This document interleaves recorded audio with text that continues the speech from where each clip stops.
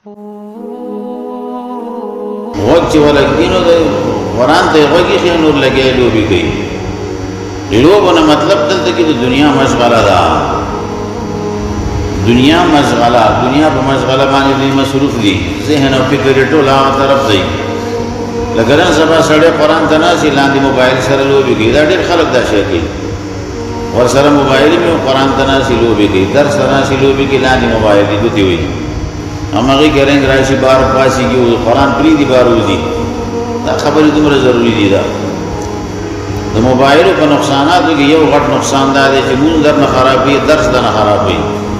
درس نه بناسي کړنګ کړنګ راوځي د ماښام کې ناسي چې شیبانو د کړنګ کړنګ راشي لکه په دې کې بیخي وزدا ټول درس خراب کی په دغه باندې دا دومره موزه راشي ټول توجه خراب شي مانځي کې برنګ راشي ټول توجه به خراب شي نبی عليه السلام مشرکان ته خیره ورکړه چې مونږ د مانځنه وي مشغوله کړو ملأ الله قلوب بيوتهم وقبورهم نارا شغلون عن الصلاة الوسطى خندق الله دی دې خبرونه او دې کورونه د ور نه ډکې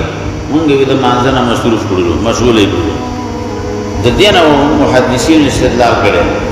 څوک چې بچا باندې موږ خرابې هغه ته خیره کول جایز دا موبایل نه سبا شکر سړی توجه خرابې او بعضی ملګری زمونږ اهل حدیث ډیر ازادي کوي مړو مانځه کې بندول جایز دي هغه په وخت ضرورت کې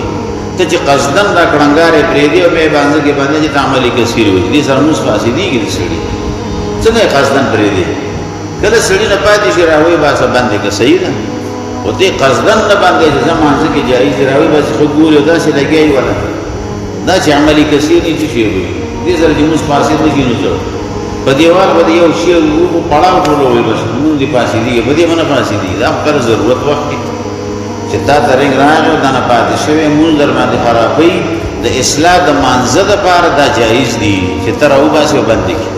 لکه ته په مانزه ولاړ او مار راشي دا موږ خرابې په مانزه کې دا وجه ده دا د اصلاح د مانزه د پاره ده او چې قصدن داسې پرې دی بیا کې دا ډېر ظلم کې زموږ بلګي دا نی پکا دی آیت لاندې رانه شو هم معدل عبون دوی لوبي کې دا د کافرو کار د قرآن په وخت کې داسې مشغلي کول دنیا کارونه کول